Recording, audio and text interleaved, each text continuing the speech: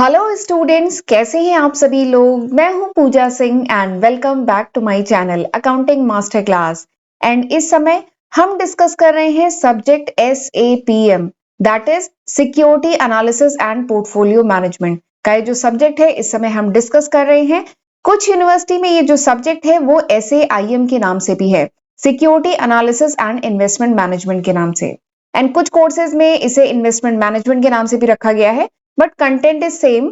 तो ये सब्जेक्ट इस समय हम डिस्कस कर रहे हैं एंड इस सीरीज में आज मेरा 25th लेक्चर वीडियो है। 24 लेक्चर्स मैं ऑलरेडी अपलोड कर चुकी हूं and this is my 25th lecture video. तो चलिए एक बार शॉर्ट में मैं आपको थोड़ा सा बता देती हूँ कि जो पिछले कुछ लेक्चर वीडियोस थे उसमें हमने कौन कौन से टॉपिक डिस्कस किए हैं। तो इस समय जो चैप्टर हम पढ़ रहे हैं वो चैप्टर है about stock market, secondary market का चैप्टर इस समय हम पढ़ रहे हैं, जिसमें ये सारे टॉपिक जो स्क्रीन पे आपको दिख रहे हैं ये सारे ही टॉपिक हम बहुत डिटेल में पिछले लेक्चर्स में डिस्कस कर चुके हैं। हम स्टॉक मार्केट का introduction, origin, function, regulatory framework, India में इस समय फरवरी 2024 में कितने स्टॉक एक्सचेंज हैं इसके बारे में पढ़ चुके हैं। ट्रेडिंग कैसे होती है सिक्योरिटीज की, बाय सेल कैसे होता है, डीपी क्या है, डिपॉजिटरीज क्या है, सेटलमेंट सिस्टम क्या है, ऑनलाइन ट्रेडिंग क्या है, सिक्योरिटीज की जो लिस्टिंग होती है वो उसके बारे में भी डिटेल में समझा। और इसके बाद हमने जितने भी इंडिया के बड़े स्टॉक एक्सचेंज हैं जैसे Bombay stock exchange, national stock exchange, interconnected stock exchange of India, OTCI, NSDL, तो ये जितने बड़े बड़े स्टॉक एक्सचेंज है इनके बारे में हमने डिटेल में समझा है। ठीक है, और ये जो NSDL है this is not a stock exchange, ये डिपॉजिटरी है। ठीक है, तो इनके बारे में हमने डिटेल में समझा है एंड आज के लेक्चर में हम इसके आगे पढ़ेंगे। आज हम पढ़ने वाले हैं about dematerialisation and rematerialisation. Dematerialisation क्या होता है एंड रीमटेरियलाइजेशन क्या होता है इसका मतलब समझेंगे।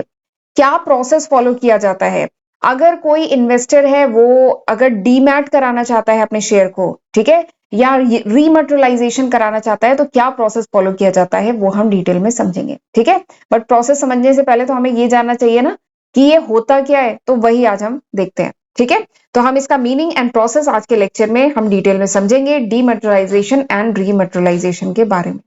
ठीक है, तो चलिए फिर आज का लेक्चर हम स्टार्ट करते हैं।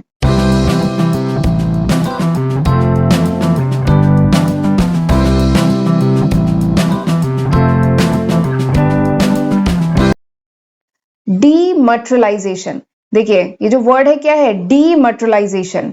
एक होता है मटेरियलाइजेशन, देखिए ये क्या है, मटेरियलाइजेशन। मटेरियलाइजेशन मतलब मटेरियल फॉर्म में, डीमटेरियलाइजेशन मतलब डीमैट फॉर्म में। इसको शॉर्ट में डीमटेरियलाइजेशन को शॉर्ट में कहते हैं डीमैट, यानी डीमैट फॉर्म में यानी इलेक्ट्रॉनिक फॉर्म में। तो मैंने आपको बताया था कि पहले पहले क्या होता था, पहले जो शेयर, बहुत पहले क्या होता था, जो शेयर सर्टिफिकेट होते थे वो मटेरियल फॉर्म में होते थे, वो सर्टिफिकेट फॉर्म में होते थे, वो पेपर के फॉर्म में होते थे। ठीक है, जो शेयर सर्टिफिकेट होते थे वो बहुत पहले क्या होते थे, पेपर फॉर्म में, फिजिकल फॉर्म में, फिजिकल सर्टिफिकेट के फॉर्म में होते थे। लेकिन जब से ये डीमटेरियलाइजेशन, ये डीमैट का कॉन्सेप्ट आया, तब उसके बाद क्या हुआ कि जितने भी पेपर फॉर्म में जो शेयर सर्टिफिकेट थे उन्हें किस में कन्वर्ट किया जा रहा है, इलेक्ट्रॉनिक फॉर्म में। ठीक है, इलेक्ट्रॉनिक फॉर्म में कन्वर्ट किया जा रहा है। तो इसी प्रोसेस को कहा जाता है डीमटेरियलाइजेशन। ठीक है, इसी प्रोसेस को क्या कहा जाता है, एक बार मैं स्क्रीन को क्लियर करती हूँ। इस प्रोसेस को क्या कहा जाता है, इस प्रोसेस को कहा जाता है डीमटेरियलाइजेशन। तो डीमटेरियलाइजेशन बेसिकली क्या है, to move the physical certificate to electronic book keeping, यानी जो पहले जो फिजिकल शेयर सर्टिफिकेट होते थे उनको इलेक्ट्रॉनिक होल्डिंग में जो कन्वर्ट करने का जो प्रोसेस है ना, उसी को कहा जाता है डीमटेरियलाइजेशन। इसमें क्या किया जाता है, जो शेयर सर्टिफिकेट आपके पास है उसे कैंसिल कर दिया जाता है, उसे रिमूव कर दिया जाता है, उसे रिटायर कर दिया जाता है, कैंसिल कर दिया जाता है फ्रॉम सर्कुलेशन, एंड उसकी जगह जो इन्वेस्टर है उसको डीमैट अकाउंट में इक्विवेलेंट नंबर ऑफ शेयर जो है वो क्रेडिट कर दिए जाते हैं। ठीक है, इन्वेस्टर का डीमैट अकाउंट होगा, बताया था ना लास्ट टाइम पे, डीमैट अकाउंट, ट्रेडिंग अकाउंट। तो इन्वेस्टर का जो डीमैट अकाउंट होगा और अगर उसके पास पहले से कुछ शेयर सर्टिफिकेट थे तो अब ये शेयर सर्टिफिकेट को इन्वेस्टर क्या कर सकता है, डीमैट करा सकता है, यानी डीमटेरियलाइज करा सकता है, इसको ये कन्वर्ट कर सकता है इलेक्ट्रॉनिक होल्डिंग में। तो फिर क्या होगा, ये जो शेयर सर्टिफिकेट है ये कैंसिल हो जाएंगे और ये जो शेयर सर्टिफिकेट है, अगर सपोज करिए ये 5 आपके पास किसी एक्स कंपनी के शेयर थे, तो ये डीमटेरियलाइज होने के बाद ये इलेक्ट्रॉनिक फॉर्म में ये 5 एक्स कंपनी के शेयर आपके डीमैट अकाउंट में क्या हो जाएंगे, क्रेडिट हो जाएंगे। ठीक है, तो इसी प्रोसेस को कहा जाता है डीमैटेरियलाइजेशन। तो देखिए मैंने यहाँ पे नीचे लिखा है डीमैटेरियलाइजेशन एक प्रोसेस है, it is a process in which physical share certificate, ये वो प्रोसेस है जिसमें फिजिकल शेयर सर्टिफिकेट जो इन्वेस्टर के होते हैं इन्हें टेकन बैक, इन्हें वापस ले लिया जाता है बाय द कंपनी, कंपनी इनको वापस ले लेती है। एंड जो रजिस्ट्रार है, कंपनी का जो रजिस्ट्रार होता है जो सारे शेयर सर्टिफिकेट का रिकॉर्ड मेंटेन करता है, तो कंपनी का जो रजिस्ट्रार है वो उन शेयर सर्टिफिकेट को क्या करता है, डिस्ट्रॉय कर देता है एंड क्रेडिट कर देता है equivalent number of share in electronic holding of the investor, investor के डीमैट अकाउंट में इलेक्ट्रॉनिक होल्डिंग में equivalent number of share credit कर देता है। तो दिस इज द डीमैटेरियलाइजेशन, ये होता है डीमैटेरियलाइजेशन। ठीक है, समझ में आया। अब जरा देखते हैं डीमैटेरियलाइजेशन का प्रोसेस, इसका प्रोसेस क्या है। तो ये अगर इसका प्रोसेस पूछा जाए तो अभी आपको लिखना तो होगा ही, जो मैं एक्सप्लेन करूंगी अभी, लेकिन ये जो डायग्राम ये मैंने बनाया ना, ये बनाना बहुत जरूरी है, इससे सारी चीजें एकदम क्लियर है। इसमें केवल 4 पार्टीज हैं, अगर आप इन्वेस्टर हैं, आपको अपने शेयर डीमैटेरियलाइज करने हैं तो यही प्रोसेस आपको फॉलो करना होगा। ठीक है, और इसमें 4 पार्टीज इन्वॉल्व हैं, इन्वेस्टर यानी आप, सपोज करिए आपको शेयर सर्टिफिकेट डीमैटेरियलाइज करने हैं। डीपी, डीपी मतलब क्या है, जहां पे आपका डीमैट अकाउंट है, जैसे जीरोधा में अगर है, शेयर खान में है, आईसीआईसीआई डायरेक्ट में है, एंजल ब्रोकिंग में है, तो वो क्या हो गया, डीपी। ठीक, एनएसडीएल, एनएसडीएल डिपॉजिटरी है, पिछला पूरा लेक्चर मेरा एनएसडीएल पे था। ठीक है, एनएसडीएल होल्ड करता है जितनी भी सिक्योरिटीज हैं उनको इलेक्ट्रॉनिक फॉर्म में कहां पे रखा जाता है, एनएसडीएल में रखा जाता है, और जितने भी डीपीज होते हैं वो एनएसडीएल के मेंबर होते हैं। ठीक है, हम अपना अकाउंट डीपी में खुलवाते हैं एंड डीपी एनएसडीएल की मेंबर होती है। ठीक, और चौथी इसमें पार्टी कौन सी है, रजिस्ट्रार। रजिस्ट्रार कौन होता है, हर कंपनी का एक रजिस्ट्रार होता है। ठीक है, जिसका काम होता है शेयर्स के बारे में जितना भी रिकॉर्ड वगैरह है वो सब रखता है, और वैसे रजिस्ट्रार के काम तो बहुत सारे हैं, पर फिलहाल यहाँ पे रजिस्ट्रार का इसी से मतलब है कि जो शेयर सर्टिफिकेट वगैरह की डिटेलिंग सब जो रखता है ना, दैट इज रजिस्ट्रार। ठीक, तो इसमें 4 पार्टीज इन्वॉल्व हैं डीमैटेरियलाइजेशन प्रोसेस में। तो ये कैसे होता है अब मैं आपको बताती हूँ। सबसे पहला स्टेप क्या है, सबसे पहला ये इन्वेस्टर है, इसको अपने शेयर सर्टिफिकेट डीमैटेरियलाइज करने हैं, तो ये अपने डीपी के पास जाएगा। सपोज करिए मेरा अकाउंट एंजल ब्रोकिंग में है, ठीक है, तो मुझे अगर डीमैटेरियलाइज करने हैं तो मैं, मेरा जो डीपी है जहां पे मेरा डीमैट अकाउंट है, मैं एंजल ब्रोकिंग के पास जाऊंगी। ठीक है, and I will surrender the certificate to DP for dematerialisation. मेरे पास जो सर्टिफिकेट थे वो मैं डीमैटेरियलाइजेशन के लिए सरेंडर करूंगी डीपी को। ठीक है, जहां पे भी मेरा अकाउंट है मैं उसको दूंगी शेयर सर्टिफिकेट। ठीक, ये स्टेप 1 हुआ, दिस इज स्टेप 1। स्टेप 2 क्या है, NSDL is informed by the DP through electronic connectivity. फिर दूसरा स्टेप है कि ये जो डीपी है, जो जहां पे मेरा अकाउंट है, वो एनएसडीएल को इन्फॉर्म करेगा, this is the second step. ये एनएसडीएल को इन्फॉर्म करेगा क्योंकि ये कनेक्टेड है ना, तो इलेक्ट्रॉनिकली ये कनेक्टेड है, तो ये एनएसडीएल को इन्फॉर्म करेगा कि जो क्लाइंट एक्स है उसने इस कंपनी के शेयर सर्टिफिकेट मेरे पास सरेंडर किए हैं डीमैटेरियलाइजेशन के लिए। ठीक, ये स्टेप सेकंड हुआ। स्टेप थर्ड क्या है, स्टेप थर्ड है कि जो ओरिजिनल शेयर सर्टिफिकेट जो मैंने इस डीपी में अपने सबमिट किए हैं, ये क्या करेगा, ये कंपनी के रजिस्ट्रार को भेजेगा। ठीक है, शेयर सर्टिफिकेट वगैरह कहाँ रहते हैं, रजिस्ट्रार के पास रहते हैं, तो ये इसको रजिस्ट्रार के पास भेजेगा। ठीक है, तो डीपी जो है रजिस्ट्रार के पास शेयर सर्टिफिकेट भेजेगा। तो ये हुआ step 3, original share certificates are submitted to the registrar by DP. यानी ये जो डीपी है, ये ओरिजिनल शेयर सर्टिफिकेट जो मैंने इसको सबमिट किया है, ये रजिस्ट्रार को भेजेगा। तो ये हो गया स्टेप 3। अब स्टेप 4 क्या है, स्टेप 4 है जो एनएसडीएल है, जो डिपॉजिटरी है, वो भी रिक्वेस्ट, क्योंकि इस डीपी ने इसको इन्फॉर्म किया था ना सेकंड स्टेप में, तो अब एनएसडीएल, चौथा स्टेप क्या है, चौथे स्टेप में एनएसडीएल रजिस्ट्रार को रिक्वेस्ट करेगा। ठीक है, चौथा स्टेप क्या है, ये रिक्वेस्ट करेगा डीमैटेरियलाइजेशन के लिए, एनएसडीएल भी रजिस्ट्रार को रिक्वेस्ट करेगा। तो this is the fourth step, ये चौथा स्टेप हुआ। अब पांचवा स्टेप क्या है, पांचवा स्टेप, अब जो रजिस्ट्रार है ये क्रेडिट करेगा। पांचवा स्टेप क्या है, मैंने बताया था ना, कंपनी का रजिस्ट्रार ही पूरा मेंटेन करता है कि किस शेयर होल्डर के पास कितने शेयर है, इसका पूरा डेटा यही मेंटेन करता है। तो पांचवें स्टेप में क्या होगा, अब रजिस्ट्रार क्रेडिट करेगा equivalent number of share in the account of the investor and inform करेगा एनएसडीएल को।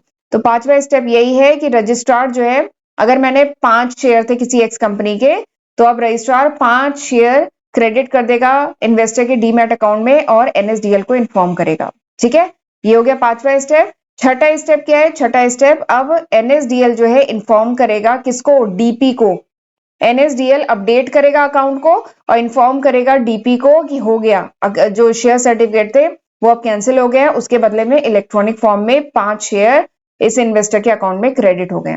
ठीक है, तो एनएसडीएल डीपी को इन्फॉर्म करेगा और आखिरी स्टेप फिर ये जो डीपी है क्या करेगा, ये इन्वेस्टर को इन्फॉर्म करेगा कि भाई आपका काम हो गया है। ठीक है, तो ये सिंपल से 7 स्टेप में पूरा प्रोसेस होता है। समझ में आ गया? पहला स्टेप क्या था, एक बार मैं पेन का कलर चेंज करती हूँ और फिर एक बार फिर से बताते हैं। पहला स्टेप क्या है, पहला स्टेप ये है, इन्वेस्टर सबसे पहले डिपॉजिटरी को क्या करेगा, अपने शेयर सर्टिफिकेट सरेंडर करेगा। दूसरा स्टेप क्या है, दूसरा स्टेप ये जो डिपॉजिटरी पार्टिसिपेंट यानी एंजल ब्रोकिंग या ज़ीरोधा वगैरह जहां पे भी अकाउंट है उनको सबमिट करेगा। फिर दूसरा स्टेप क्या है, दूसरा स्टेप है एनएसडीएल, ये जो डीपी है वो एनएसडीएल को इन्फॉर्म करेगा। तीसरा स्टेप क्या है कि डीमेटेरियलाइज करना है एंड तीसरा स्टेप क्या है, ये जो डिपॉजिटरी पार्टिसिपेंट है ये रजिस्ट्रार को ओरिजिनल शेयर सर्टिफिकेट भेजेगा।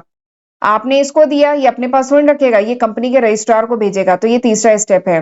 ठीक है, और उसके बाद एनएसडीएल भी रजिस्ट्रार को मतलब इंटीमेट करेगा कि इस इन्वेस्टर ने इतने शेयर डीमैट कराने के लिए दिए हैं। ठीक है, तो ये भी इसको इंटीमेट करेगा। फिर पांचवा स्टेप क्या है कि जो रजिस्ट्रार है वो क्रेडिट करेगा equivalent number of share investor के अकाउंट में और एनएसडीएल को बताएगा। फिर एनएसडीएल अकाउंट को अपडेट करेगा और वो डीपी को बताएगा, फिर डीपी इन्वेस्टर को बताएगा। ठीक है, इन्फॉर्म करेगा। तो इस तरीके से 7 स्टेप में ये पूरा डीमेटेरियलाइजेशन प्रोसेस होता है। ठीक, समझ में आया? एग्जाम में आए तो आपको ये डायग्राम बनाना बहुत जरूरी है। चलिए आगे बढ़ते हैं। तो अब आगे यही जो प्रोसेस अभी मैंने आपके साथ डिस्कस किया है ये स्टेप में ऐसे करके आप लिखेंगे। पहला स्टेप सरेंडरिंग ऑफ सर्टिफिकेट, उसके बाद एनएसडीएल को इन्फॉर्म होगा, फिर उसके बाद आपका डीपी जो है ओरिजिनल सर्टिफिकेट रजिस्ट्रार को भेजेगा, फिर एनएसडीएल भी रजिस्ट्रार को इन्फॉर्म करेगा, फिर उसके बाद रजिस्ट्रार क्रेडिट करेगा इक्विवेलेंट नंबर ऑफ शेयर, फिर एनएसडीएल उसके अकॉर्डिंग अकाउंट को अपडेट करेगा और डीपी को इन्फॉर्म करेगा, फिर डीपी उसके बाद इन्वेस्टर को इन्फॉर्म करेगा। तो सिंपल से 7 स्टेप है। ठीक, चलिए आगे बढ़ते हैं। अब मैं बताऊंगी रीमटेरियलाइजेशन, लेकिन रीमटेरियलाइजेशन बताने से पहले थोड़ा सा मैं अपने चैनल के बारे में भी बताना चाहती हूँ। तो एक बार देख लीजिए, ये वो लिस्ट ऑफ सब्जेक्ट है जो मैं आज की तारीख यानी फरवरी 2024 तक, ये वो लिस्ट ऑफ सब्जेक्ट है जो अपने मैं first channel accounting master class के नाम से है और मेरा दूसरा चैनल है पूजा सिंह के नाम से। तो दोनों ही चैनल पे ये लिस्ट ऑफ सब्जेक्ट है जो मैं आज की तारीख तक अपलोड कर चुकी हूँ। तो जरूर इसका फायदा उठाइएगा, इसकी हेल्प से पढ़िएगा। ठीक है, एंड अभी तक चैनल नहीं सब्सक्राइब किया है तो मेरा पहला और दूसरा चैनल जरूर सब्सक्राइब कर लीजिएगा। एंड वीडियो पसंद आए तो लाइक करना मत भूलिएगा एंड कमेंट करके ही मुझे बताइएगा कि हाउ वाज दिस लेक्चर, ये लेक्चर कैसा था। एंड मेरे वीडियोस को शेयर जरूर करिएगा अपने फ्रेंड्स के साथ। एंड अगर आपको मेरे जो चैनल पे अपलोडेड वीडियोस हैं उनके नोट्स चाहिए then you can download my application from Google Play Store. आप गूगल प्ले स्टोर से मेरी एप्लीकेशन डाउनलोड कर सकते हैं एंड इंस्टाग्राम पे भी मुझे जरूर फॉलो कर लीजिए क्योंकि वहां पे भी मैं टाइम टू टाइम अपडेट डालती रहती हूँ। राइट, चलिए आगे बढ़ते हैं। अब मैं बताती हूँ आपको रीमटेरियलाइजेशन के बारे में। रीमटेरियलाइजेशन, 1 सेकेंड, मेरी पेन नहीं चल रही है, मेरी पेन में कुछ प्रॉब्लम आ गई है तो ये पेन नहीं चल पा रही है, तो कोई बात नहीं, ये पॉइंटर है, इसके हेल्प से चलिए मैं पढ़ाती हूँ। तो आगे हम पढ़ेंगे रीमटेरियलाइजेशन के बारे में। तो रीमटेरियलाइजेशन क्या है, देखिए डीमटेरियलाइजेशन में हमने क्या किया था, पेपर फॉर्म में फिजिकल सर्टिफिकेट को हमने इलेक्ट्रॉनिक फॉर्म में कन्वर्ट किया था, यही किया था डीमटेरियलाइजेशन में। रीमटेरियलाइजेशन में हम इसका जस्ट अपोजिट करते हैं। हम क्या करते हैं, इलेक्ट्रॉनिक फॉर्म में अगर हमारे पास होल्डिंग है, जो शेयर सर्टिफिकेट है वो मेरे डीमैट अकाउंट में अगर इलेक्ट्रॉनिक फॉर्म में है तो उसको हम फिजिकल सर्टिफिकेट में कन्वर्ट कर सकते हैं, कन्वर्ट करा सकते हैं। कैसे, किस प्रोसेस के तहत, रीमटेरियलाइजेशन प्रोसेस के तहत। ठीक है, तो समझ में आया, रीमटेरियलाइजेशन जस्ट अपोजिट है डीमटेरियलाइजेशन का। तो रीमटेरियलाइजेशन वो प्रोसेस है जिसके तहत इन्वेस्टर क्या कर सकता है, इलेक्ट्रॉनिक होल्डिंग को वापस कन्वर्ट कर सकता है फिजिकल सर्टिफिकेट में, दैट इज रीमटेरियलाइजेशन। ठीक है, एंड उसमें इन्वेस्टर जो है उसको सबमिट करना होगा, रीमटेरियलाइजेशन की रिक्वेस्ट सबमिट करनी होगी अपनी डीपी को जहां पे उसका अकाउंट है। तो फिर क्या होगा, डीपी ये जो रिक्वेस्ट है आगे भेजेगा, रजिस्ट्रार के पास भेजेगा, एनएसडीएल के पास भेजेगा, और जो भी क्लाइंट की जो होल्डिंग है, जैसे अगर 5x कंपनी के शेयर थे तो क्लाइंट की जो भी होल्डिंग है उसके डीमैट अकाउंट की, उसको क्या कर दिया जाएगा, ब्लॉक कर दिया जाएगा। और फिर पूरा एक प्रोसेस होगा जो अभी मैं आपको बताऊंगी, फिर वो प्रोसेस फॉलो किया जाएगा और उसके बाद इन्वेस्टर को उस 5 इलेक्ट्रॉनिक फॉर्म में जो शेयर है उसके बदले में फिजिकल सर्टिफिकेट दे दिए जाते हैं। ठीक है, तो दिस इज रीमटेरियलाइजेशन, इसको रीमटेरियलाइजेशन कहते हैं। अब इसका मैं प्रोसेस बताती हूँ। तो प्रोसेस में ये वही चार पार्टीज हैं जो इन्वॉल्व होंगी। इन्वेस्टर हो गया, डीपी, डीपी मतलब डिपॉजिटरी पार्टिसिपेंट, यानी जहां पे आपका डीमैट अकाउंट है, एंजल ब्रोकिंग, जीरोधा वगैरह, एनएसडीएल एंड रजिस्ट्रार, ये चार पार्टीज हैं रीमेटेरियलाइजेशन प्रोसेस में। तो चलिए इसका प्रोसेस देखते हैं। ये इवन इजी है। रीमेटेरियलाइजेशन में केवल आपके 6 स्टेप हैं। सबसे पहला स्टेप क्या है? सबसे पहला स्टेप ये है, ठीक है, मेरी पेन चल नहीं रही है तो आपको इस पॉइंटर से काम चलाना पड़ेगा। सबसे पहला स्टेप ये है, इन्वेस्टर डीपी को इन्फॉर्म करता है। ठीक है, क्या करता है? इन्वेस्टर रिक्वेस्ट करता है डीपी को फॉर रीमेटेरियलाइजेशन। तो सबसे पहला स्टेप यही है कि इन्वेस्टर डीपी को रीमेटेरियलाइजेशन के लिए रिक्वेस्ट भेजता है। ये फर्स्ट स्टेप। दूसरा स्टेप क्या है? डीपी इन्फॉर्म करती है किसको? एनएसडीएल को। आपका जो डीपी है वो किसको इन्फॉर्म करेगा? This is the second step. ये सेकेंड स्टेप है। डीपी जो है एनएसडीएल को इन्फॉर्म करेगा कि इस एक्स क्लाइंट ने रीमेटेरियलाइजेशन के लिए रिक्वेस्ट भेजी है। फिर उसके बाद तीसरा स्टेप क्या है? तीसरा स्टेप है, एनएसडीएल जो है वो कंपनी के रजिस्ट्रार को इन्फॉर्म करेगा, इंटीमेट करेगा, ठीक है, कि एक्स कंपनी के शेयर है इस इन्वेस्टर के पास, इसने रीमेटेरियलाइजेशन की रिक्वेस्ट दी है। ठीक है, और फिर उसके बाद चौथा स्टेप क्या होगा? चौथा स्टेप होगा, ये जो कंपनी का रजिस्ट्रार है, जो पूरे शेयर सर्टिफिकेट वगैरह मैनेज करता है, पूरा रिकॉर्ड मेंटेन करता है, ये क्या करेगा? ये प्रिंट करेगा सर्टिफिकेट। इस इन्वेस्टर के लिए सर्टिफिकेट प्रिंट करेगा। सर्टिफिकेट पे एक प्रॉपर नंबर होगा, वो सर्टिफिकेट प्रिंट करेगा और वो इन्फॉर्म करेगा एनएसडीएल को। ठीक है, ये जो रजिस्ट्रार है प्रिंट करेगा और इन्फॉर्म करेगा एनएसडीएल को कि प्रिंट हो गए हैं, ठीक है, सर्टिफिकेट प्रिंट हो गए हैं।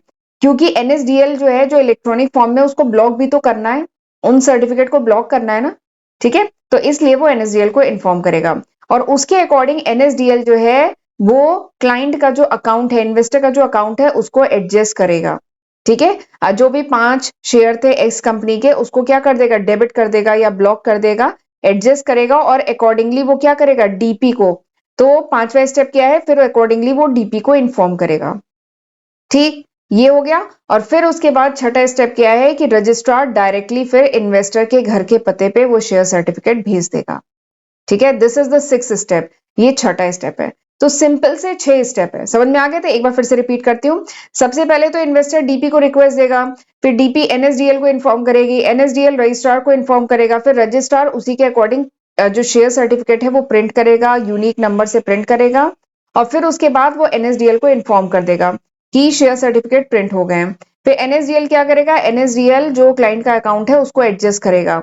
जो शेयर सर्टिफिकेट अब पेपर फॉर्म में हो गए हैं, तो उनको अगर इलेक्ट्रॉनिक फॉर्म में जो पहले थे उनको ब्लॉक कर देगा, कैंसिल कर देगा या डेबिट कर देगा, और डीपी को इन्फॉर्म करेगा। ठीक, और इधर जो रजिस्ट्रार है वो डायरेक्टली इन्वेस्टर को क्या करेगा? शेयर सर्टिफिकेट कोरियर कर देगा। ठीक है, तो ये सिंपल से 6 स्टेप होते हैं रीमेटेरियलाइजेशन प्रोसेस के। ये जो स्टेप है यहाँ पे मैंने डिटेल में लिखे भी हैं, इसको पढ़ लीजिएगा। ठीक है, तो ये सिंपल से स्टेप होते हैं रीमेटेरियलाइजेशन प्रोसेस के। तो चलिए फिर आज का लेक्चर मैं यहीं पे वाइंड अप करती हूँ। अब हम मिलेंगे अगले लेक्चर वीडियो में। अगले लेक्चर में अब मैं पढ़ाऊंगी इंडिसेस, इंडेक्स। इंडिसेस प्लूरल है इंडेक्स का। ठीक है, आपने निफ्टी के बारे में पढ़ा होगा, सेंसेक्स के बारे में पढ़ा होगा, बैंक निफ्टी के बारे में पढ़ा होगा, निफ्टी आईटी के बारे में पढ़ा होगा। तो वही सब इंडेक्स वगैरह क्या होता है, क्या डिफरेंस होता है डिफरेंट इंडेक्स के बीच में, ठीक है, तो वो सब हम डिटेल में अगले लेक्चर वीडियो में पढ़ेंगे। आज का लेक्चर हम यहीं तक रखते हैं। अब हम मिलेंगे अगले लेक्चर वीडियो में। तब तक अपना ध्यान रखिएगा। God bless you.